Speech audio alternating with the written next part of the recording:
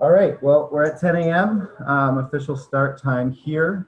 There's a lot of people here and online, so what we're going to do is ask for each company to have one person introduce the company, and we will ask you individually to sign into the sign-in sheet so that we don't spend half the time just going through the list of folks.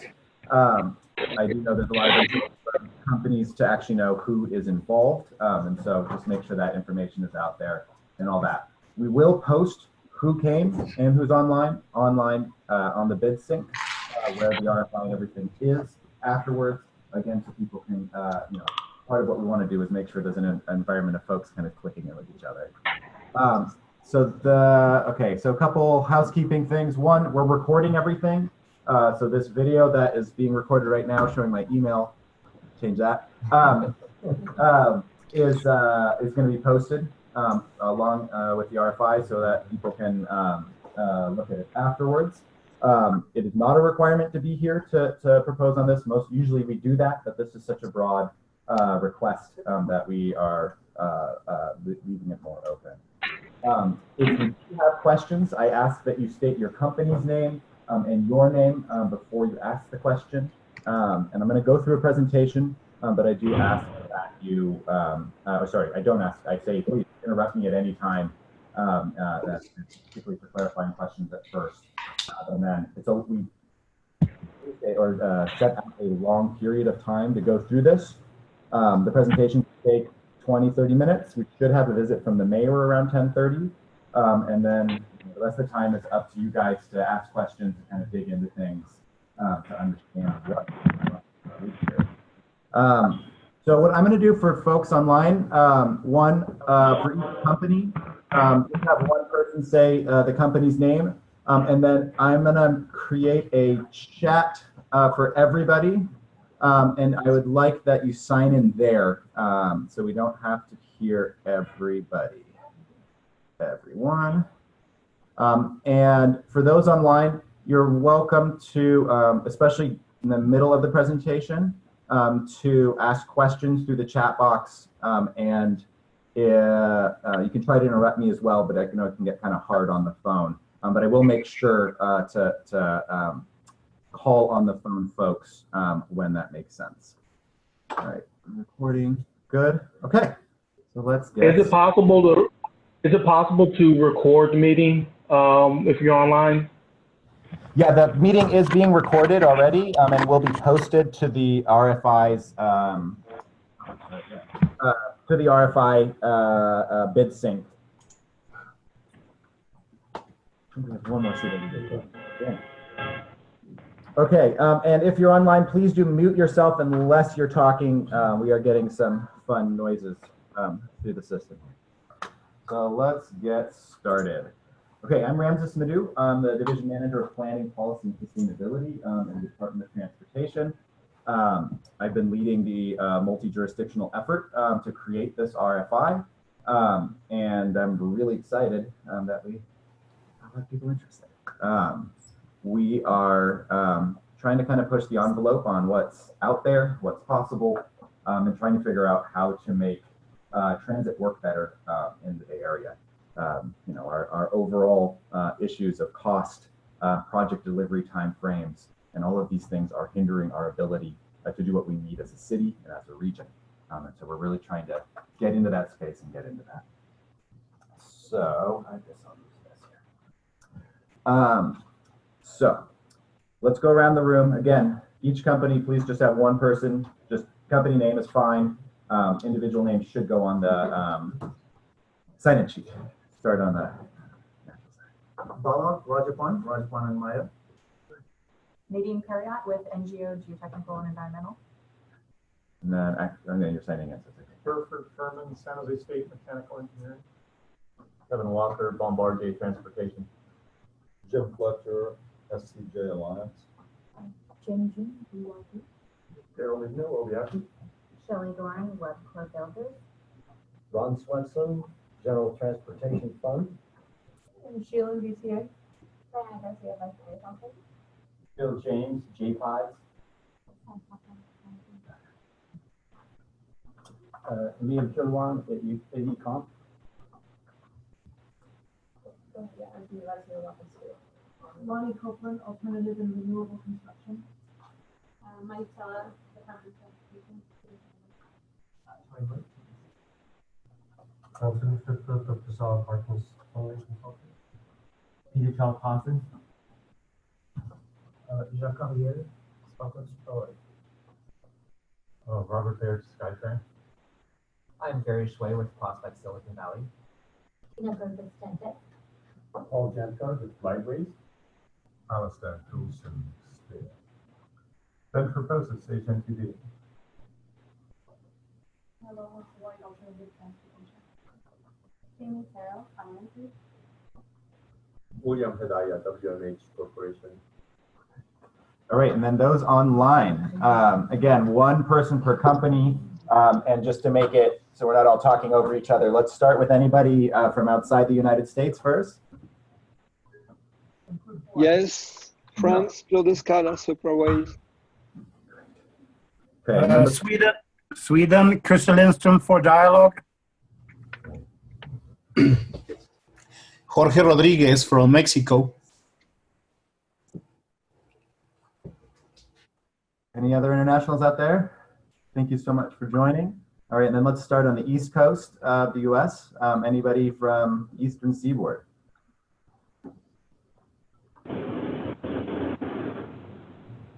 All right, Midwest.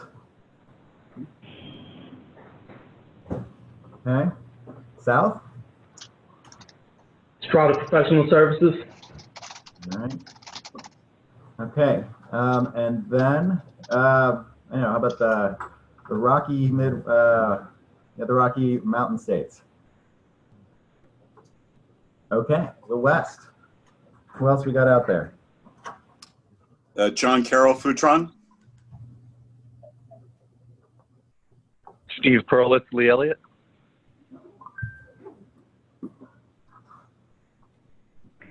Jerry Yost, PGH Wong, Engineering.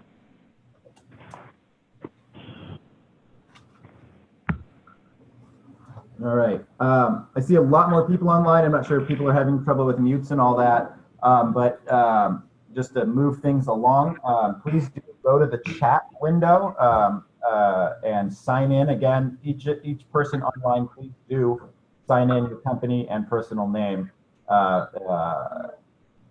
and email. Thank you. And email. Okay, so let's get into this. So we're here today to talk about the RFI on new transit options, in particular on two project corridors in between the Diridon Station and the airport, and Diridon Station running along Stevens Creek out to Highway 85. We'll talk a little bit about the pathways there. Pick this up so I can see. All right, so agenda here, we're going to talk a little bit about motivation. What are we really trying to do? Why is San Jose doing this with its partners? What we really want to learn, what the city's deep interest is in this. We'll talk a little bit about the process of the RFI itself, and then what we're expecting to do after it, which is what you guys probably really care about. And then, of course, time for open discussion. For those folks coming in, make sure you sign in. And actually, would you guys mind introducing yourselves? Sure, I'm Martin Boyd with IBI Group. Regard Yaku with ICM USA. Okay, so our motivations here. Are we the only ones introducing ourselves? Well, everybody already did. Okay. Yes. So, yeah, you come in late, you get on the hot seat. All right. So San Jose and the Bay Area in general, but San Jose in particular, is urbanizing very quickly. We have a huge amount of growth coming, and we have a huge amount of focused growth coming in particular. Our general plan lays out roughly 80–90% of the growth that's going to happen in the city, and about 17% of the land mass in the city. Our car system can no longer accommodate that growth in a reasonable, sustainable way. Leadership is very, very aware of this and trying to figure out how do we move from this system, a city that was built, patterned off Los Angeles, how can we move from that, the LA of the North, to, I don't know, Copenhagen, New York, something more sustainable. So we're really trying to figure out how we urbanize in a way that won't make people crazy and just leaves the roads totally blocked up. Climate change. We are a city that has very strongly in policy, in action, taken on the need to address climate change. We've adopted the Paris Accords goals. We are writing multiple climate action documents, goals, policies. We're working with the Bloomberg American Cities Climate Challenge to accelerate all of this. This is our kind of medium-term play to try to figure out how to address these issues. And then kind of to belabor the point on the transportation planner, but this is a direct quote from the general plan. We're supposed to be a city for people and not just cars, right? And again, we're a city patterned off of the kind of LA auto-centric mold, and we're trying to move beyond that. And we see transit, particularly time competitive and experience competitive transit as a significant component of trying to meet that goal. We're working on a citywide access and mobility plan right now. You will all get a copy of this presentation, so you can click on the link later. And we've already kind of written out what the policies and goals for that effort are. And we're actually out in RFP right now for kind of getting that on. So this project is kind of trying to figure out, again, how to square up the whole city's transportation system and all of that. All right. So what do we really want to learn? Actually, I'm going to say one more thing about motivation. You know what? I can do it from here. Fine. Okay. This is directly out of the RFI graded questions, right? We're asking some very broad questions, and then we're asking very specific questions, right? We really want to know, are there new technologies? That's the flashy fun part. And I hope you guys have some really cool ideas. But we're also looking for project delivery. I'm really happy to see some builders in here. We don't only believe that new technology in terms of new pods or other things are the only possible solution, though they are certainly should be part of the mix. Being able to deliver projects in a faster way is a significant piece of the puzzle, right? Right now we're taking, you know, from project inception to opening, 20 years for major projects. And that's right? I mean, look at the BART stuff, right? And so figuring out how to reduce those costs in construction and in operations, of course, as well, is a significant piece of this puzzle. You know, part of what motivated leadership in this is hearing the Boring Company kind of come out and say, hey, we're going to reduce the cost of tunneling to such a degree that you guys will, you know, want to go do this instead of roads. Pretty bold claim, right? Is it real? We don't know yet. We'll see. But we're trying to figure out what is this new space. And it seems like a lot of other people are as well. So thank you. Lastly, operating models. Right now, transit is operated in this area, at least by the VTA. It's a public model. That could be good. But are there private-public partnerships that we can use? Are there ways to model ourselves off of other countries, like thinking JR and the way that Japan Railways and the way that they allow private market to develop and then subsume lines? There's a lot of different things that we can do here, and we really want people to put their thoughts in about, right, how do you make this work in the American market? How do you make it work in the Bay Area market? I'm going to underline an incredibly important point. We are interested in grade separated. We want things that are time competitive and experience competitive, and we don't believe that that's possible at grid. So just highlighting, underlining that point, it's going to be very hard for us to do anything else. At the same time, okay, if you really have an idea that you think is going to work, we're going to be open right now. This is our big get the information in the pot so that we can mull it into the next phase. And we'll talk about that later. All right. Number 2 really highlights some of those points there. Construction, operating, maintenance costs. How do we lower those? How do we really get that? And we're really not just looking for sales material. We need justifications, right? We really need the numbers. As far as you can get in a condition like this, we need to understand that the numbers that are being put out there are founded and enable us to go after the funding mechanisms and implementation mechanisms after this. And then speed of deployment. I kind of belabored that already. And then again, I've already kind of done financial outlooks. And then the specific corridors, and we'll talk about that. How do these kind of fit into this? And we've picked two highly productive routes that all of our transportation modeling internally shows to be two of the most important next links in the transit system in the South Bay, specifically because that's where we want them. But they also are incredibly good examples of two kind of types of environments that we want to operate in. All right, so what do we want to learn? Airport. Ooh, that did not come out very well. All right, well, it's in the RFI a little better. Sorry about that. Why did that happen? That's interesting. Okay, so one, we want to see a system between the airport and Diridon. This has been mulled for many years and has actually been in regional tax measures as well. So it's a little funding already for this. We want to see it go grade separated between Diridon Station, which if you don't know is going through a redesign at this very moment, expected to be an incredibly large rebuild with almost a 10x increase in ridership because BART is going to be connecting there. Caltrain is expected to significantly increase ridership, and so are the connections to the East Bay. Is there a high priority to coordinate the construction of this new line with that construction? Sorry, name and company. My Paul Jeffcard from Libraries. Okay, that will be worked out. Do I expect you to do that pre-work for this? Not really, because there's not. The group that's doing that is in the conceptual planning phase right now. We're at that table as well, so we're not at the phase that could work.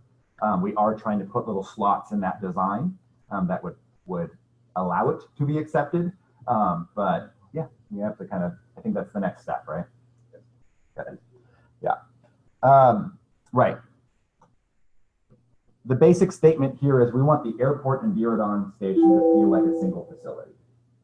We want people to be able to just transfer as quickly as possible from a plane to downtown or downtown to a plane. And it just, if you go to like Denver airport, right, their underground systems are probably longer than these.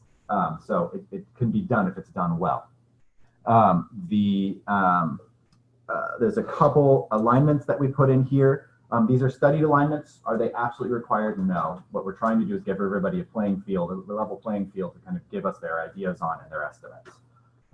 One is an aerial that goes over A7, and we can talk a little bit about some of the airport specific requirements. And then the red one is a potential tunnel. We're trying to figure out if that's totally possible, but we think it is. Almost all of that is publicly owned. Some of its parks. I don't know if you guys know the very fun complications of dealing with right-of-way in parks, but it's fun. But that being said, we want you to look at these alignments and propose on them. If you have very good reason to say, no, I want to change it this way or that way, we're open to that. But this is the level playing field that everybody starts from. Anything you want to add from the airport perspective? Why don't we wait till? Yeah, okay, cool. All right. And then I have a map that actually works on this side, so that's good. The other alignment starts at Diridon and goes down Stevens Creek. This map isn't in the RFI. We just put this together for some further media we're hoping to put out. Again, you'll have access to it once we post this presentation online. These are some of the significant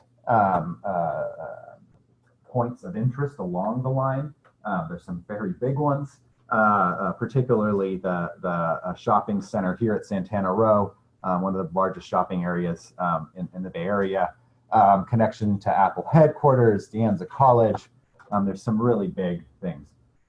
Again, when we build this, are these going to be the stations necessarily? Well, some of these will be, but they can move around. But again, level playing field. We're trying to get people to think about this. Skytrain, Robert Jones. Along this corridor, I'm assuming you have some kind of ridership projections with the RFI. Do we?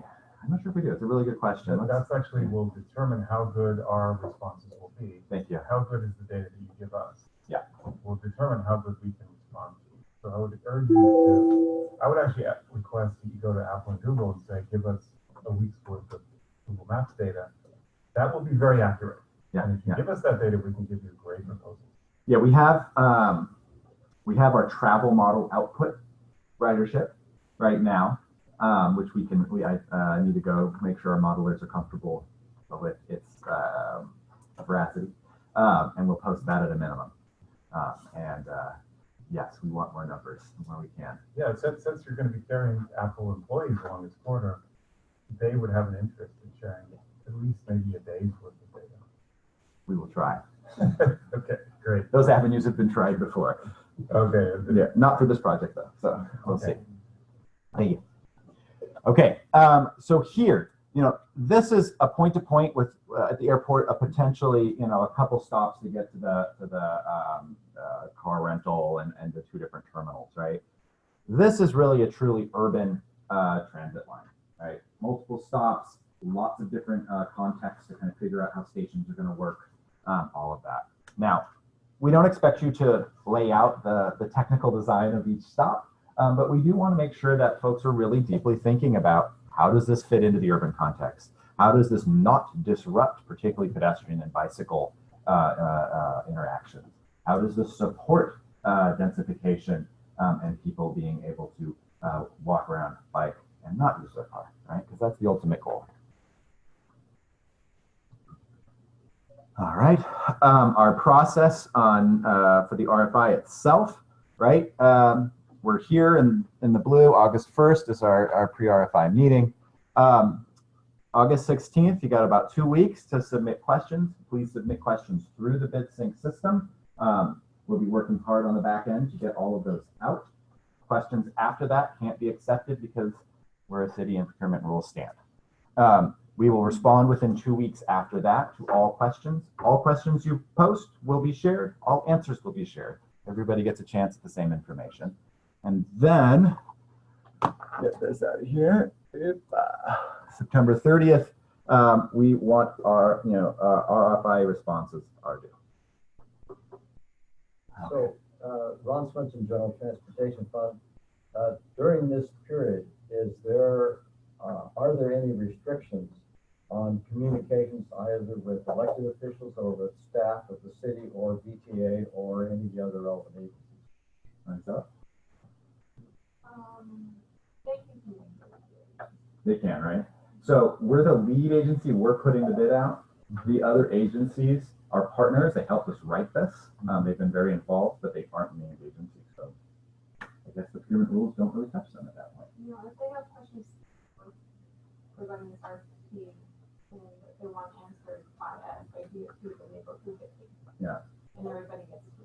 But it's okay for them to try to field questions at VTA at any time? Yeah, that should be fine. And the city as well? No. So we the city can take questions up until 2 weeks from now In writing. in writing. But what about if I call you tomorrow? I'm going to say I can't talk to you. Okay, that's what I wanted to know. Well, no, all questions need to go through procurement. And Yeah. then we'll And answer to them. Oh, of course. They don't route to That me, part. so it's okay. So But city staff is out. What about city leadership, elected officials? same thing, right? They're not supposed to get involved at that point. Well, they're not running the RFP. R5. RFI. I believe so, but we can get back to you on that. Okay. But yeah, our understanding, at least off the cuff, is no, but we'll make sure. And if it's another answer, we'll make sure to post that ASAP. Bill James with J-Pod. This is similar to what happened in 2008, 2009, where 18 of us put in proposals and then it wasn't used. Yeah.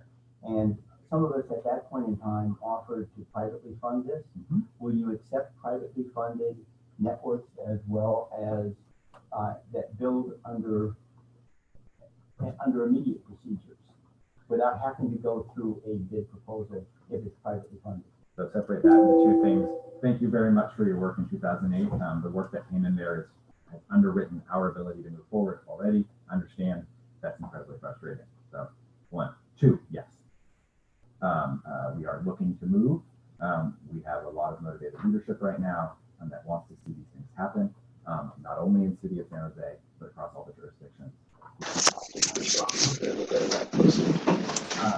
we're going to entertain it. That's as far as I can go.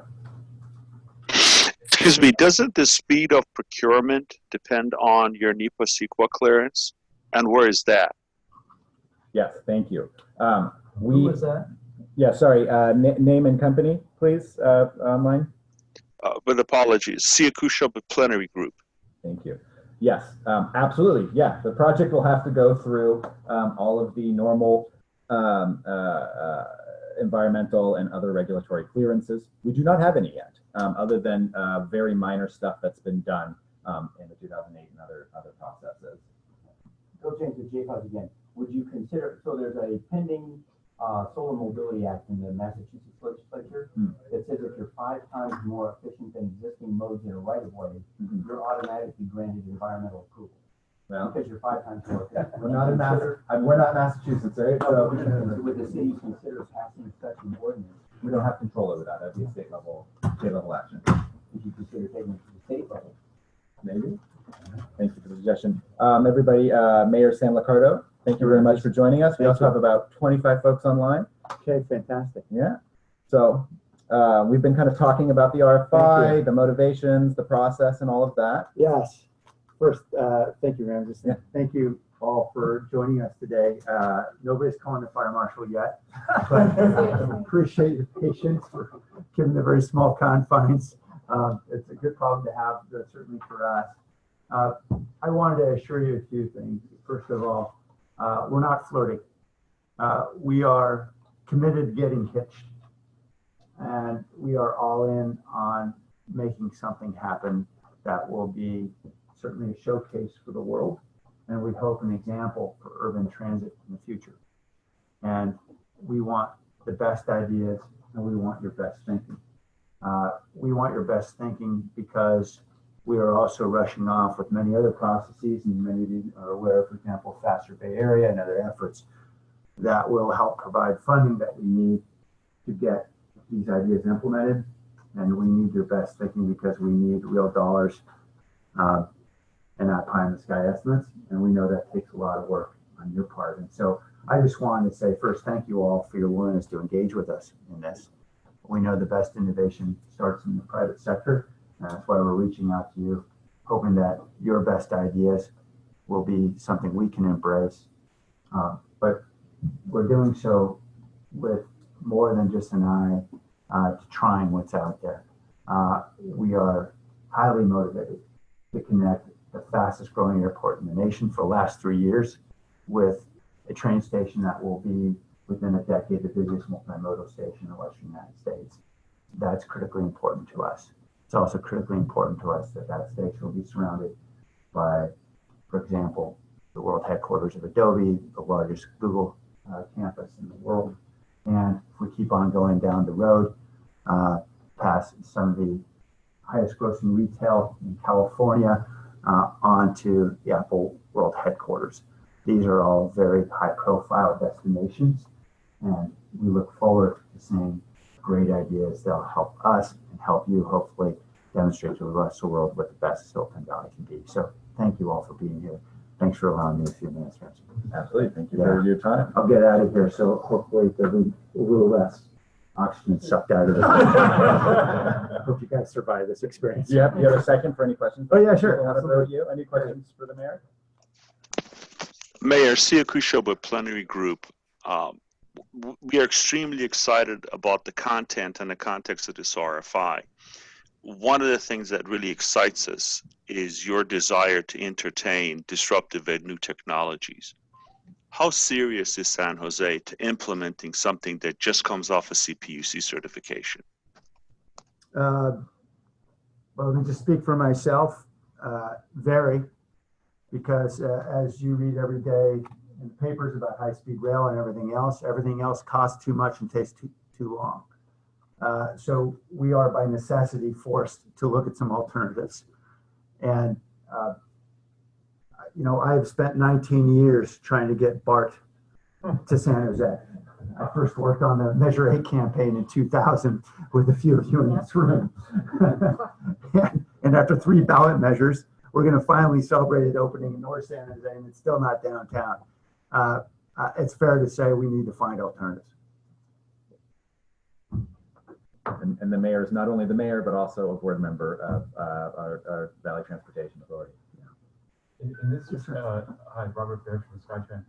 Do you want us to respond just to what's in the proposal, or do you want us to also talk about how this could be expanded across the Silicon Valley? Well, I don't want to get in front of staff on this one because staff's going to give you much better direction than I. But there's no question that certainly we're connecting an airport to a train station to other key assets. But ultimately, we know there will need to be integration.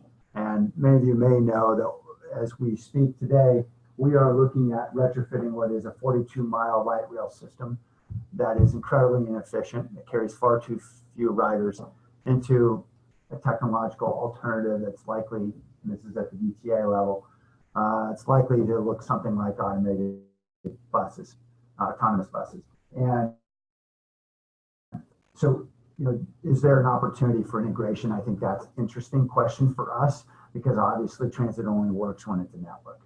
So in terms of my own personal view, I just shared it. Staff is going to tell you a lot better and you should listen to them instead of me because they're the experts.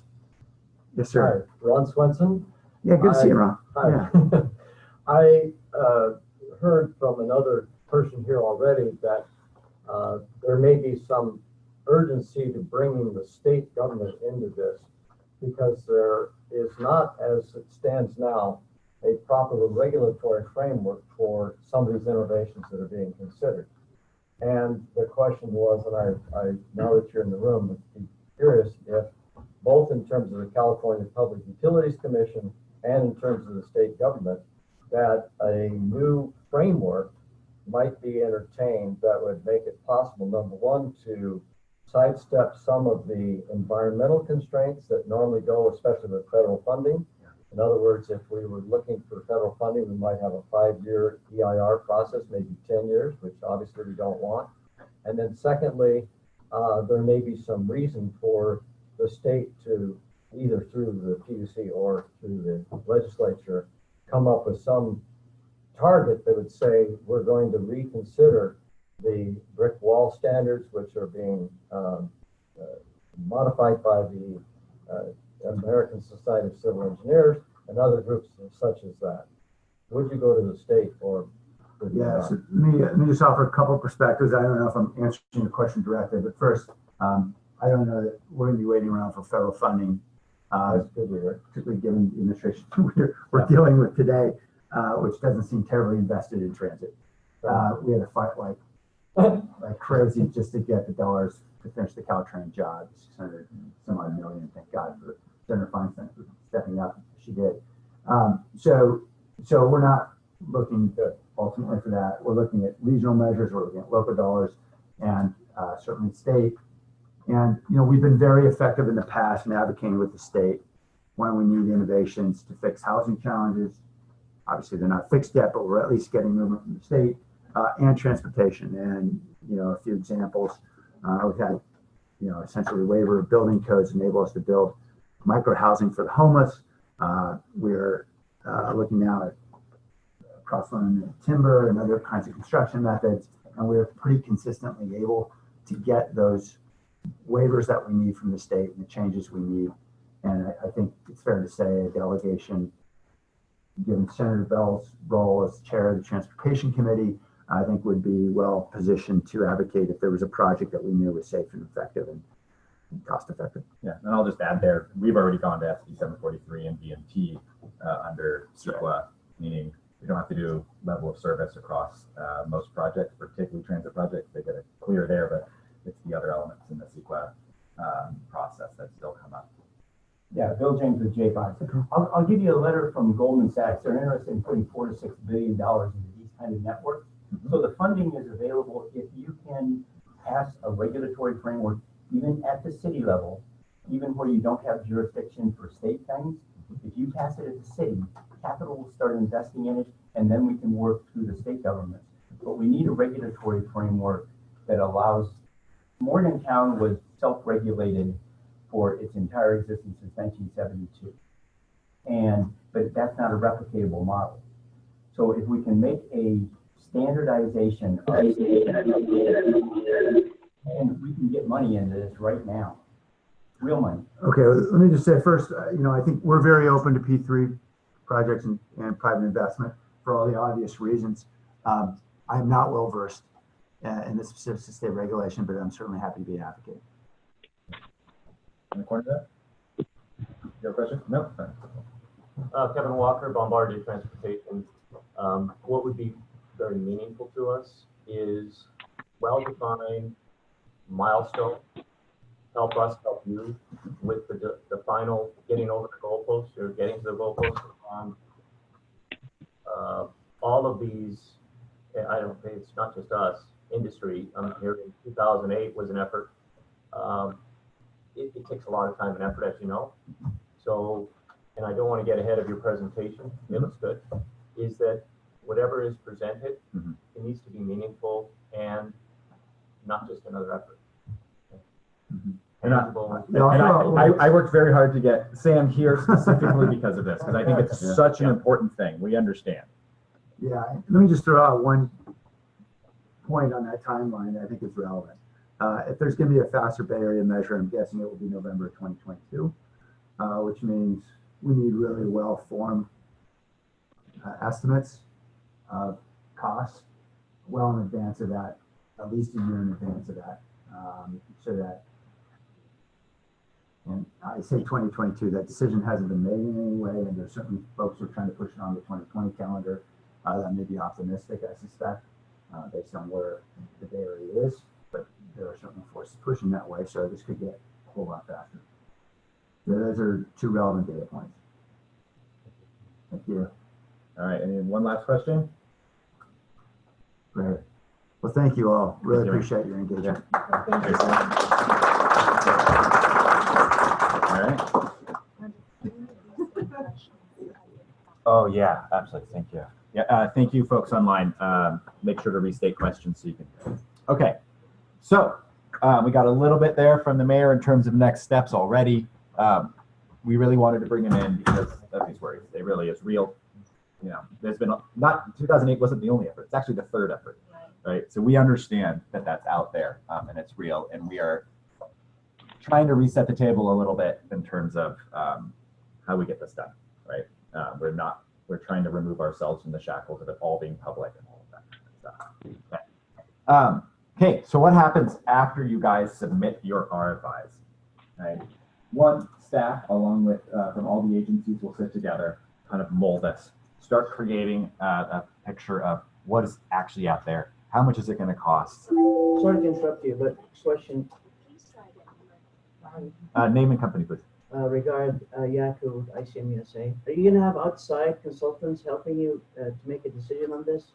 Or are you doing it all in-house? Great. So the question for those online is are we going to have outside consultants help us review the materials as they come in?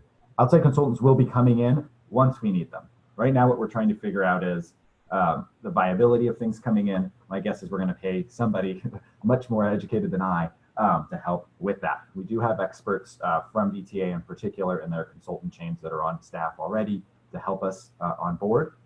So in that way, yes. But at what stage are they going to be coming in? Like after you make the decision on like a short list, or how are you going to do that? Our expectation is they will help us review the documents as they come in. Yeah. All right. Yeah. Okay. So RFIs come in, evaluations go through. We are not trying to pick a winner at all through this process. I think that's important to say, right? We are going to be taking proposals in, mulling. How much money do we think is it going to take to create a viable system that can scale? To your earlier question, right? So we, you know, the bet we want to take, can we answer these two corridors? Yes, but is your system viable in a more scaled fashion? And the question about integration to the other modes, very, very important. So kind of figuring out how all that works. Again, short time frames here, so we understand that that's hard, but we do, yeah, what we want to take a bet on is, all right, how much money is it going to be to start up a system? Yeah. Is it new technology? Is it better implementation? Is it new financing mechanisms? or regulatory systems that are really needed, right? Because all of those things are complicating factors that make these things take forever, right? And as we get that picture together, we're then going to go to council and give a report out. The expectation is in late or December. I'd say late December, but nobody's here. Mid-December, early January is when we're going to go back to council. That will then kick off the process. And honestly, we'll be already trying to work on it as soon as we get good information. What kind of funding mechanisms are we going to be looking for? Who's going to help us with it, right? If someone can legitimately say, we can do half the current cost. We had people come and give us verbal quotes for 1/10 the current cost. Okay, I need that, we need that justified, right? If that's true, right? If it's true that somebody can actually do tunneling, for example, at 1/10 the cost of state methods, we can move a hell of a lot faster. We have some money already on tap through the measures that are standing, right? And so we are trying to figure out, based on this cost projection for these 2 projects already, how we can move forward. And we don't know right now because right now the model is billions and billions and billions. And that means we have to go talk to Mr. Trump and the whole system, right? If we can lower that bar, the barrier to entry is lowered, right? And so that's what we're trying to figure out how to move forward. After that, and this is just a very quick hypothetical, and of course, in between here, pilot conditions and construction, there should be design, CEQA, and all of that fun stuff. But we do, we would like to start developing an RFI and getting potentially pilot conditions. Some folks have said, hey, we might be able to self-finance this and all of that. Start getting that wound up. Can you give us an idea what would convince you that our estimates are real?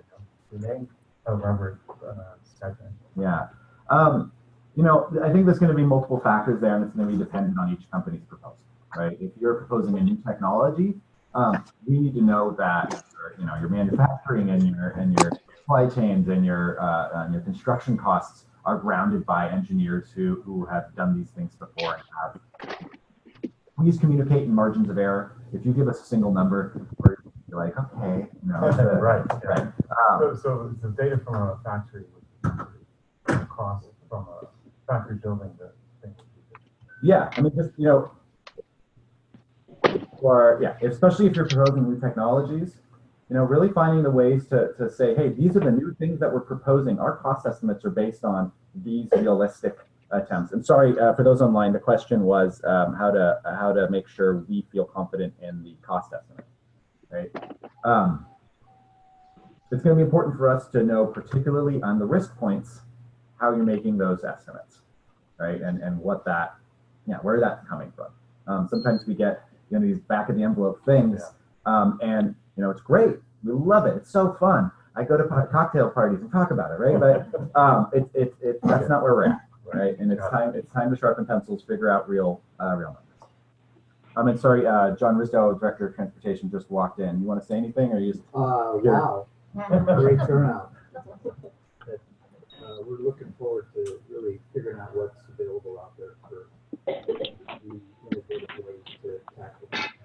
So appreciate everybody's time. Sorry we didn't have a big enough room, but we're really interested in hearing from industry on this. We're wide open. We want to learn and hear about some great ideas. So thank you. Burford Furman, San Jose State Mechanical Engineering. Can you explain a little bit more the transition between evaluating these RFIs and actual RFPs and how that sort of works together? I mean, you get several RFIs that look really nice. Good. But now we gotta really get down to. So what we're going to do again is what we want to do is get a scope, right? Of let's say a range of costs, right? Again, I've heard I can build you that airport connector for 50 million, and I've heard I can build you that airport connector for half a billion, right? And so we want to get this range in place and get a number so that we know what we're chasing in terms of funding, and then we can start producing that system, right, for funding. That's honestly the most important part, right? And then we can build out as that funding stream gets solidified. We can start building out the RFP, right? So again, we are not selecting the technology through this process. What we are trying to understand is there a field of new systems, new implementation mechanisms, and new financing processes that can get us to better systems faster and with a better experience role, right? So this is us trying to say, bring us the field, tell us what we should be doing in terms of that, based on those costs and the right-of-way needs and all of that kind of stuff, which we asked very specifically about. We can then move forward and figure out what is the right request out to the world, right? Is that good? Yep. Good. And sorry for those online, I need to tell you what the question is first. The question was, what does the transition look like from the RFI process into the potential RFP process? So I have a question. It's kind of difficult for me to understand how you're doing Your this name because again? you're asking. Your name? Name and My company. name, regard, do I have to say my name every time? Yes, because people regard, can't see you. regard Yaku with ICF. You're asking us to come in with new ideas and new technology, and then you want verification. How is that going to happen? You got to figure it out, man. Honestly, yeah. Honestly, that's why this thing it doesn't work. That's why it didn't work in 2008. All right, we got people who are interested, so. I'm interested, and that's why I'm here. But Let's say if you're 5 times more efficient, Yeah, you can. that's right. Yes. There are those who are willing to do the work for this, and we'd really like to hear from them. We are trying to create a mechanism in which we can take this on. If you can't come to verifiable numbers, are you asking us to give you the mechanism, or are you asking us to give you the technology and the cost? Yeah. Which one is it? All the above. All the above. Yeah. Okay. Name and company, please. Rex Vizina, president of Cybertran International. Federal government, Federal Highway Administration did an investigation of new technology in novel surface transportation to determine what technologies the federal government wanted to make investments. So there was a whole vetting process that's been done by the federal government. We participated in. Great. And so we had to address all the issues that you just raised. So there are companies out there that have already done that and have gone through that. Wonderful information to put in your proposal. Thank you. All right.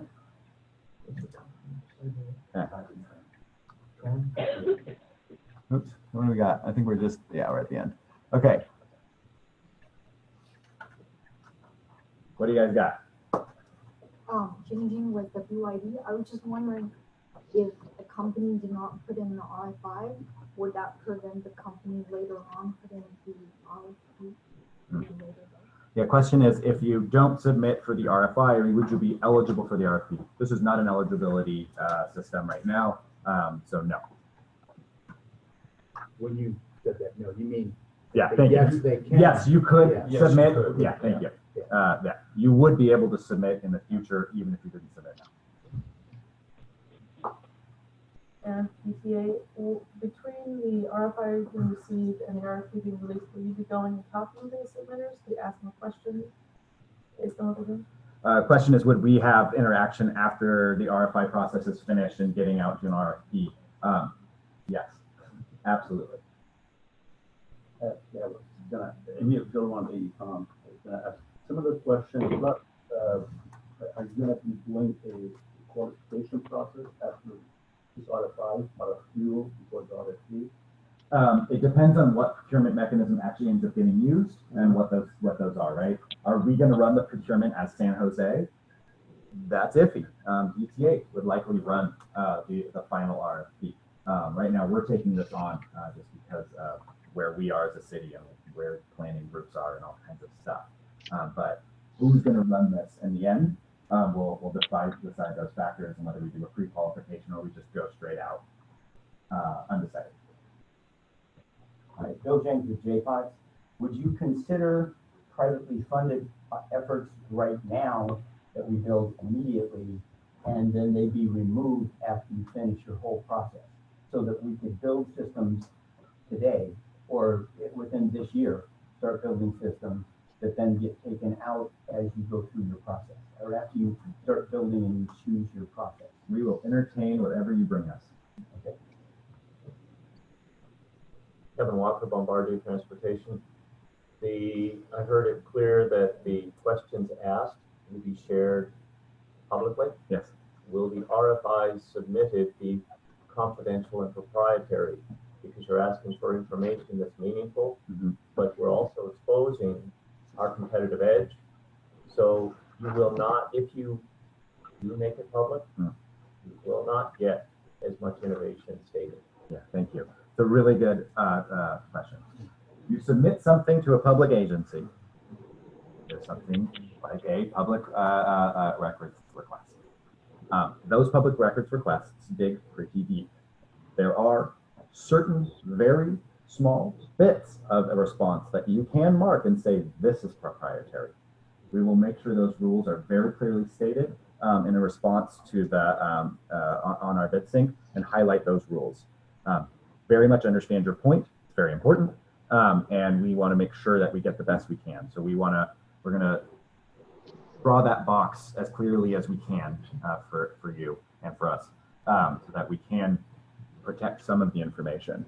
At the end of the day, we're a public agency and we have to follow all the fun rules. And when something gets passed to us, those rules are well above most of our heads, right? And so again, we are going to highlight the language and the rules that allows for certain small elements to be protected.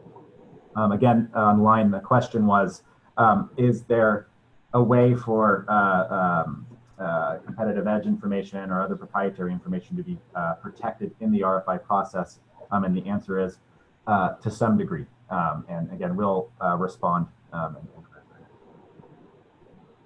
Don't know? Okay. That's the Visinal Cybertran International. Do a local, regional, American-made transit manufacturers get any advantage or preferences over foreign companies? I don't really see why we would do that now. Right now, we're trying to figure out what's realistic, what's real, what's possible, and what we can go out for. Procurement rules will may have those hanger-oners on them. I don't think that I can't speak to that. That is well beyond my pay grade to say where that is. The question was, do American-made or American-based companies get an advantage here? We're not at that point yet. Ramses Siakusha Plenary Group, you had suggested that their ultimate procurement could potentially be done through VTA. Has there been any talk with respect to operations and maintenance of the ultimate facility under a DBFM, DBFO, MP3 procurement? Or does VTA reserve the right to maintain that? Great question. Conversations with VTA have been open to this. They are also in a forward-thinking stance with this. They helped us write this. So VTA is honestly, to a huge credit to their part, saying, look, we also understand we are in a hole in terms of how things are done now. We need to figure out new things. So everybody in the situation right now is open to new models. That could mean passing it off to VTA contractually at some point, or some other, a million things can be done there. And right now is the time to say, we think this is the way that financing could work out, such that the loan gets paid off through operations cost or whatever, right? So there's yes and. I want to make sure you get the question over here. Romina Jones from PGI. I just want to get clarification. Once you submit the RFI, the people who submit RFI, of course, they can bid on the project afterward. And then for those who did not participate, they still can submit, right? Yeah, the question is, do folks who are not submitting in the RFI, can they propose on any future project that this would lead into? And the answer is yes. So what's the incentive? I mean, if I'm going to go through the process of submitting, participating in the process of RFI, and then afterwards I'm spending money, 20,000, 30,000, whatever, to get that process through. And then at the end, everyone else is going to participate. So what's the incentive? Yeah. What am I getting at? Great question. So what's the incentive since this isn't a qualifying round? The incentive is the decision makers will see what these proposals are, decision makers will understand that you've already certified yourself to be able to do this. Right now, we are in a let's open our imagination state. You get to make a claim to that space in the imagination right now, right? You get to make a claim to this is actually possible, right? Boring Company right now has this huge space in everybody's mind, and that's because because Elon Musk grabs media attention merely by spitting. But we're in this space right now where we're trying to figure out what to do next.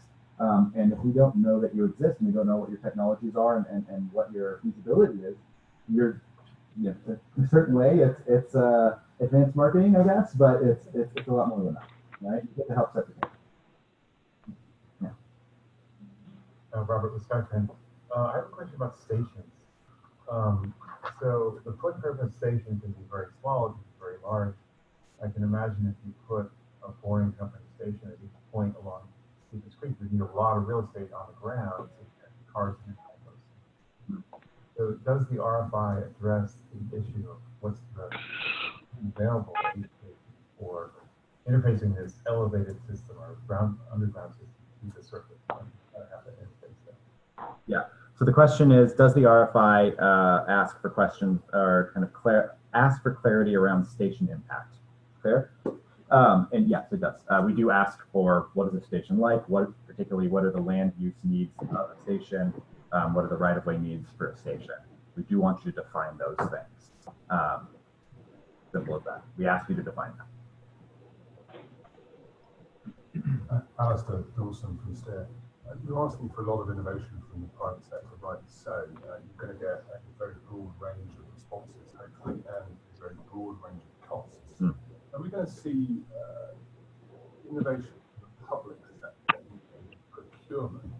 Because as you move forward, having, for example, a competitive dialogue process with many different proposers on very different solutions to the same problem would be innovative, but hasn't really been done here.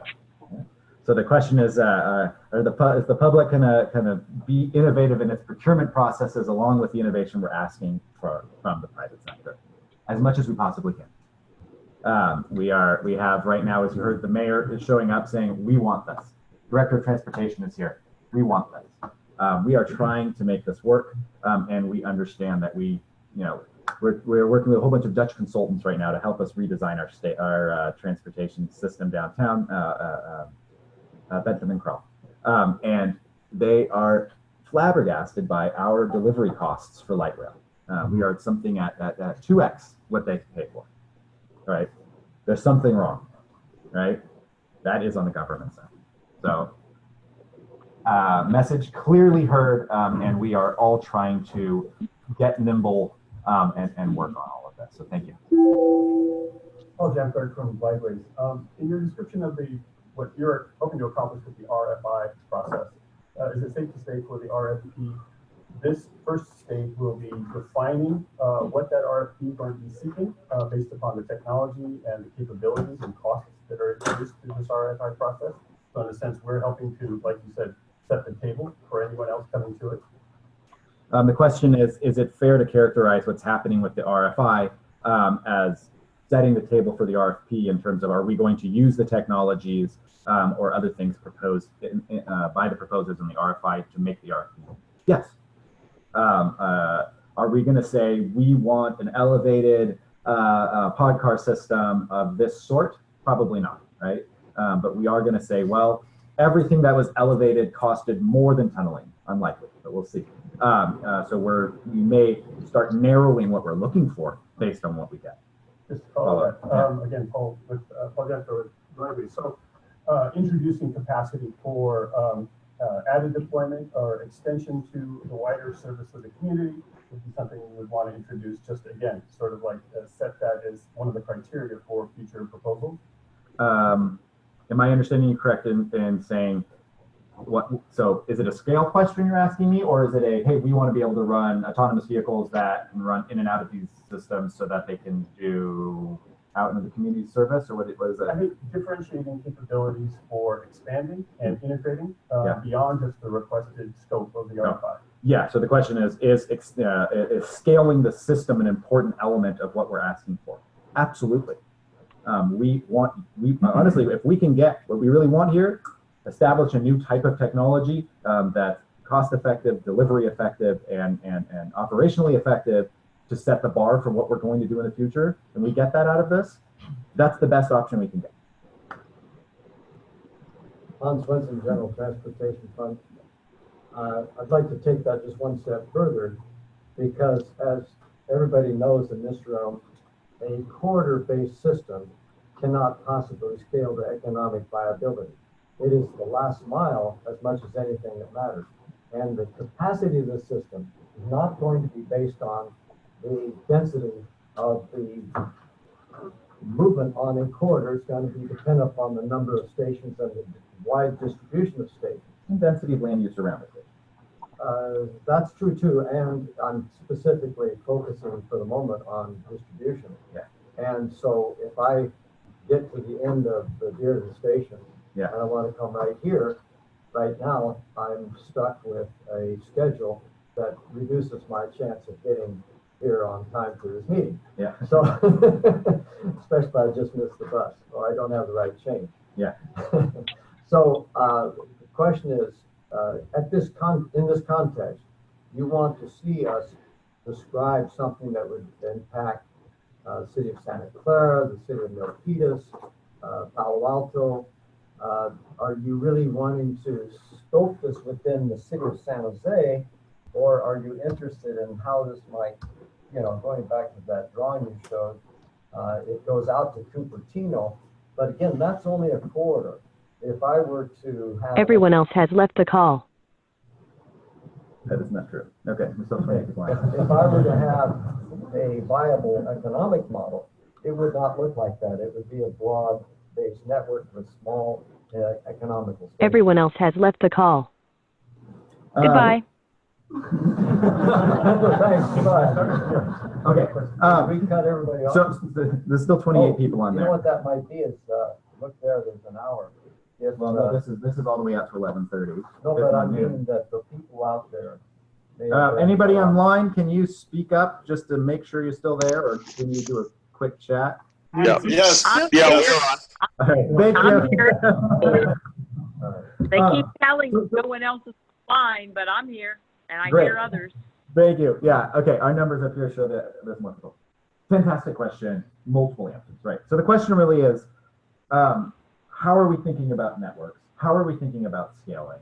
How does this work with other jurisdictions? Is that fair to say? So multiple things. One, we wrote this RFI with the city of Santa Clara, with the city of Cupertino, with DTA as partners.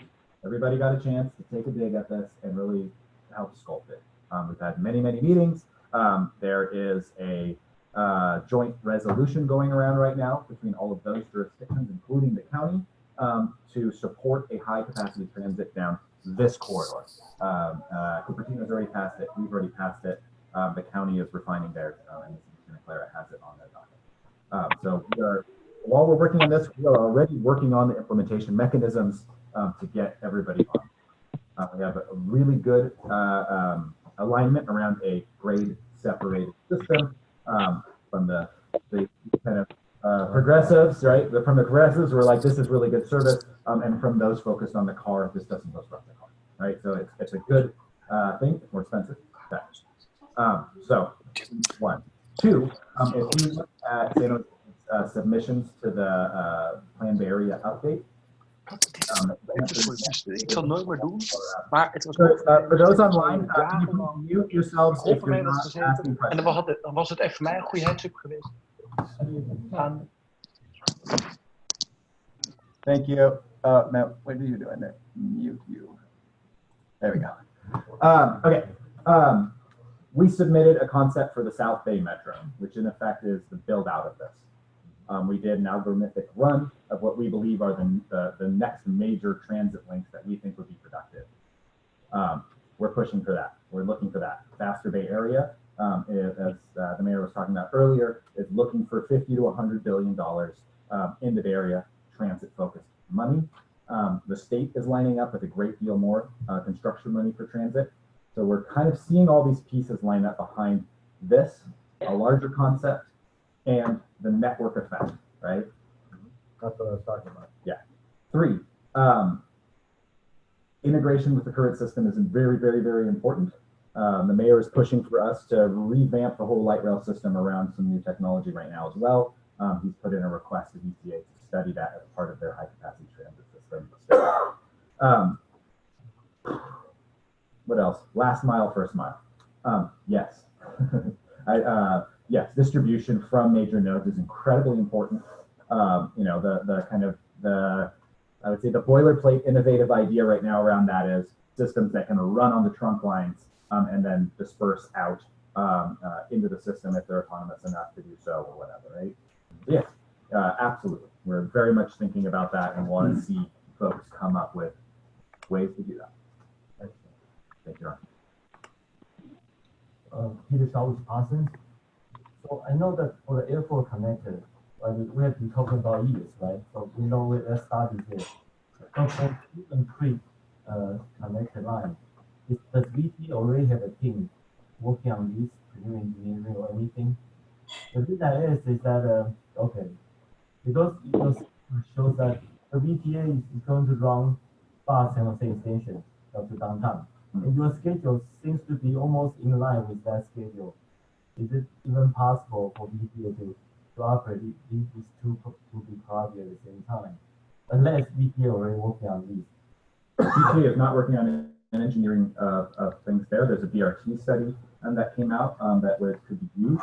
As we go out of the RFI process, we'll then, because right now we don't know what technology is going to be. Are we looking for a tunnel? Are we looking for an aerial system? Is there something else that's going to work here? Right? So no, there is no engineering work beyond Stevens Creek line at least.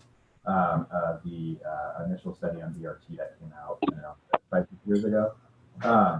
So everything we know on the Stevens Creek line is here. Actually, I don't know if that BRT study got in there. Do you remember? Yeah, why don't we, we'll post the BRT study, but it's not going to do too much for you. For those online, the question was, is there already work at VTA to do engineering on the Stevens Creek portion of the alignment? Do you have the high capacity transit study that's going on? Lintz did, yeah, and that's great point. So another point is there's a high capacity transit study that's just kicking off right now at VTA that's going to be looking at similar questions here. This particular line down Stevens Creek is obviously one of the most important corridors. We're making some preliminary data. Go ahead, follow up. So can you, so people are working on this. You already have a consultant working on the high capacity. VTA does. Oh, VTA does. Yeah, VTA, yeah. But that is a network study, right, or a corridor value study countywide. Will that be available before you have to respond to this? Well, the outcome of that study will not be available before this. They are literally just booting up right now. They just think the contracts. So figuring it out. Translated to Dr. Zawa, I think it's a little bit following what you just said. Is a proposal of interest to you that doesn't per se deal with cost? I see you have a big focus on cost. What I'm saying is, for example, I have a bridge technology or a tunnel technology that maybe could accommodate a heavy rail, a light rail, a cybertrain, a J-port, anything. I think if we don't really know, what could be the technology that maybe you want to run on a bridge or a tunnel, I think I'd probably be very qualified to give you a reasonable price. Yeah. Right. So the question is, if you have a portion of what we want, particularly a tunneling technology, and not a full cost estimate, would we be interested in that information? Absolutely. And in 2 ways, right? One, we would ask that if we can share your information, that we can get that out into the marketplace of all these incredible companies here that are trying to figure this out. 2, we want to know what your tunneling costs are. We are going through a massive tunneling effort starting very shortly to bring BART down the street right outside here. And we have Dennis Radcliffe from VTA. Oh, there, yeah, Dennis Radcliffe is here. Yes. Want to introduce yourself, then?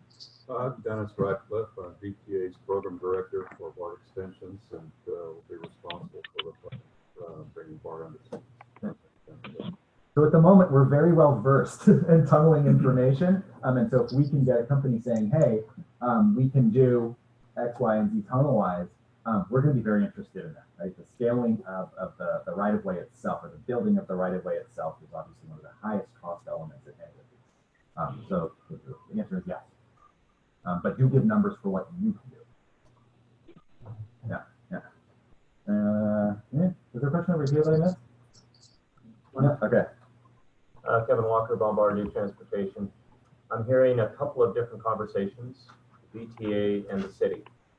With all due respect, is there a possibility that, or is this a collaborative effort and you're bringing all of this data together to strengthen purpose and cause, or is there a risk of VTA hijacking the way corridors are developed? And I don't mean that in any disrespect. It's just the realities of what I'm hearing, isolated studies and purpose and need. Yeah, great question. So the question is there kind of fracturing, let's say, of how we're trying to figure out transit networks because the city is beneath this RFI versus VTA. And there's the high capacity transit study, and there's all these different things. I would say the right answer is we are seeing a historical kind of merging of interests. People are trying to figure out how to do this. Are they going to hijack the routing per se? No, we're at the table at that. We are helping. We've done a lot of pre-effort to try to figure out what San Jose thinks are the right corridors. The way the high capacity transit study is set up at VTA is constituent agencies are supposed to bring to the table the corridors that they think are the right way to go. And they will be studying those under that process. VTA is a constituent organization, and so we're all working together on this. Again, many folks at VTA work on this RFI with us, and there will be folks at VTA who will help us digest this information as well. So this is really the interpretation of this from the angle of your question. I think you should take away from this is we're working much better together. And I think the most important part is the city is very much on board with transit expansion in a way that it's never been before. And it's trying to do its part and trying to keep things going as VTA kind of tries to find its next foot. I'm going to have a question because for VTA's benefit, maybe you guys can respond. Name and company again, sorry. Robert Baird for Skytrain. One of the things that I have to convince my management to invest probably several $100,000 to respond here. I would love to have better data on potential ridership along and car data, basically. But what are the car trips along this corridor? Can we get that from Google or Apple because they have all this data? Do you guys have any connections that you could possibly help us get better data so we can respond to better RFIs? So I think there's a few different answers to that, and if you want to answer anything there, go ahead. No, okay. Wrong guy for that. Yeah. So we probably do. So we use roughly the same model as VTA does. So the information that they would give in terms of trip information, ours is slightly more refined because we define our city's hazards and land use a little better than they do, because we should. So that we will make sure that level of information goes out. If you have specific data points that you want, put them into the bid sync as refined as you can in your question, and we will produce what we can. Right? If you're going to spend that level of money on this, go talk to Streetlight, go talk to INRIX, and get the data. Ours is going to be from a forecast model. I don't think we have Apple's. Yeah, I mean, we don't have access to those data sources right now. But yeah, we're trying to get to them, but the procurement is very hard. You, Jacques Carrier from Spartan Superway. Sorry if it's hard to understand me. I'm just still learning my English. You're doing good. We spoke about a lot of things, and I think we are focused on money, something cheap, the tech, which is great, awesome. But I just want to come back on the first motivation shown, and you spoke about climate change. Mm-hmm. And nobody talked about that since it's how. And I think it's like one of the most important topics. And we are like a team of young people, and we are working with people with a lot of experience, like 20 years in business and engineering. Yeah. And we are really focused and interested in how to build a system, transportation system, sustainable and works for the climate change to turn it in a good way. And I'm just 22, and maybe the hard for less of that of some people here. And I'm sometimes thinking about how the world gonna be in 20 more years. And the less I know on the climate change is not good about that. And I think the transportation system, which is really impactful in cities, is a big way to work on that. And I think that we are on a really good position in the Silicon Valley. I come from France, and I know that this is a place which impacts the world. So if we are able to build something, we can help the climate change, which is of course cheap and realistic. We can impact the world and impact the health of the world and the people around the world, because we are really on big position. And so I want to ask, how are you concerned about that? That is one of the motivational, the question is, are we concerned about urbanization and doing it right and affecting climate change? Yes. Yes, that's why we're here, right? San Jose's climate profile, 60% is from the travel market. 60% of our impact as the city is in exactly this space. That's why we're here. We're trying to figure out how we can make these systems at scale and at cost, right? Right now, the reality of building transit systems is it's taking billions of dollars and decades to produce. That's why we're doing this, right? Thank you very much for your leadership voice right there. It was a very eloquent statement, and that's why we're here. And I hope you keep working on what you're doing, because this is you brought the average age in the room down a lot, and that's fantastic, right? We need that. Bala Rajapan Maya. I have a suggestion for one of the questions asking for data. Since you're going to be looking at different technologies, it'd be good to use same kind of data, then it actually helps you evaluate the whatever's being proposed. And I would say use the City of San Jose model.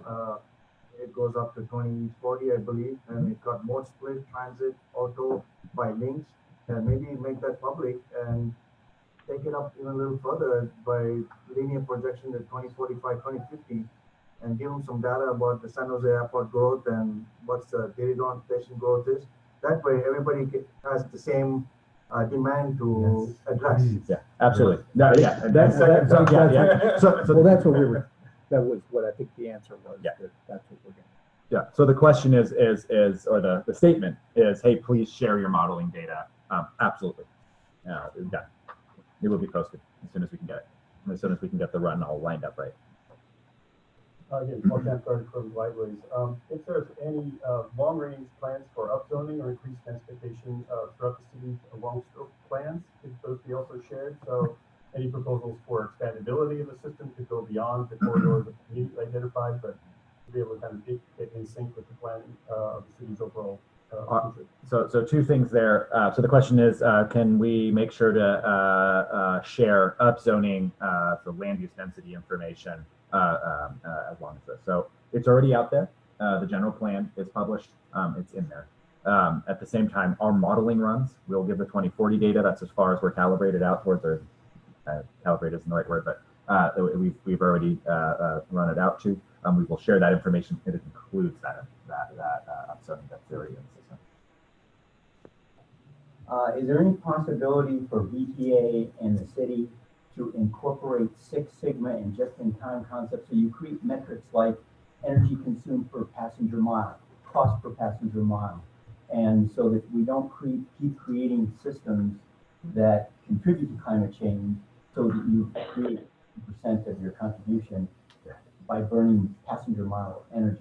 Well, now we're out in the policy realm, right? But, California has moved to vehicle miles traveled, basic. But that would discriminate against bicycles because you get more bicycles, and that is a very good way of transporting. The scooters. Vehicles are meant to be four-wheeled gas guzzling things. So VMT incorporates bicycles as a right, but that's a hostile metric to driving down pod cars and other efficient systems. The scooters, look at who's making a big change. This is a policy discussion that's beyond the scope of this discussion today. Okay. But yes, we want to go in that direction. Sounds like a fun, good discussion to have. With whom would you have that discussion? It's happening constantly, honestly. It's what's in the air right now in terms of transportation planning across the country. And it's ETA in there as much as they can be right now. And we want to keep having that. And we will be considering that kind of thing as in the RFP for sure. But you're actually talking about a much higher level. No, it's really simple. It's fundamental metric. Energy per passenger mile. If you start measuring it, you find out that buses produce 3/4 of a pound of CO2 per passenger mile and cost $1.45 a passenger mile. Mm-hmm. Cars are 38 cents. Again, yes. It's just getting the right metrics so that things get measured, because what gets measured gets done. Yeah. If you have suggested measures, we're going through the Access and Mobility Plan right now, which is the citywide transportation plan, specifically in the effort that will go next. We're specifically looking at metrics. Cool. Great discussion to be a part of. Here. Actually, answer a question. Yes, please. I was about to ask you. Yeah, we're going to take some online questions now. Thanks for your patience online. Okay, Krista here. I don't know if you're seeing my question here. Sorry. So Alisar here is going to take questions from the chat box, so people don't have to talk over each other. Okay. Well, one question is from, I think, Krister. Okay. And he is asking or saying that for dialogue and INIST in San Jose is doing a national conference on exactly what this RFI is about in November. Several of the companies in this call will attend. INIST is about information sharing and forwarding new automated technologies for urban transportation. There are also a series of university studies to be presented from all over the world about the same topic. Are you available at this meeting to discuss this in 2 weeks when we start preparing the conference in this week? Yes, we're available, and we'll post what you've just said, so folks at the table can get involved. We have to be careful with RFI rules so that we don't trip over ourselves, but wonderful. And there's another question. Yeah, next question. From Daryl Howard. If the proposal is limited to 10 pages, what other than answering questions can be submitted and not count against the 10-page limit? Yeah, that's specified in the RFI right now, what appendices we're accepting and all that. If folks start really running up against that limit, we're open to changing that. What we're trying to do is shrink the amount of work you guys, kind of production you need to do and allow us to actually read this. There's a lot of companies involved here already. That's great. But if people are just like, hey, that's a ridiculous limit, that's not working for us, we'll take that under advisement. Is that all? Anybody else online who wants to speak up with a question? Yes, hi, this is Wessel from Together. Can you hear me? Yes, we can hear you well. So I have a question regarding the scope of the supplier. We are a supplier of automated transit systems, but so we supply not just vehicles, but is it does a supplier supply the vehicles, also the supervisory system? It's also responsible for operations, maintenance, civil infrastructure. So what is precisely required from a supplier? What's the scope of the supplier? So sorry, so the question, let me try to repeat the question back to you. So you're asking, are you the supplier or are you the networker and you're trying to figure out what information you want to get from your supplier? No, sorry, I will reframe my question.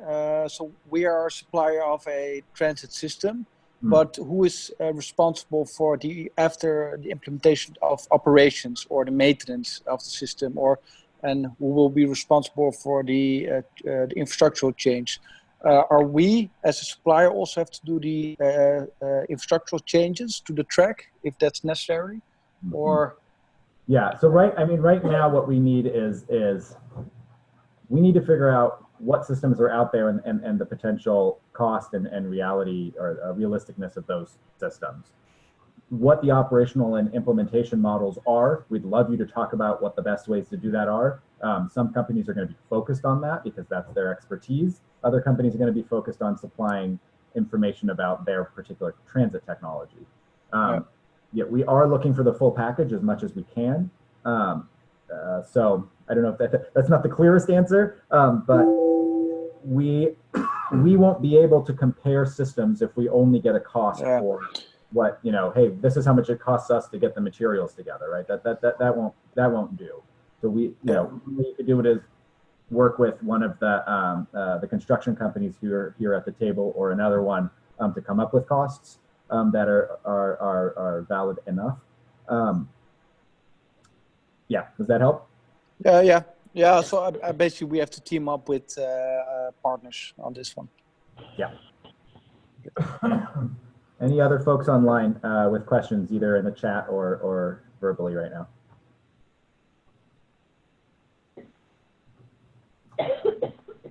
Okay. More questions in the room? Thanks for visiting on Cybertran International. So in a perfect world, you're looking for a supplier that can provide you with a turnkey system and also have answers around issues regarding cost and maintenance, maintaining systems. That's good. You want an entire turnkey solution. What you're looking for? Maybe in an ideal world. I think that's one potential way to go. Okay. All right. Okay. Thank you for everybody to sitting in the sauna of a room here.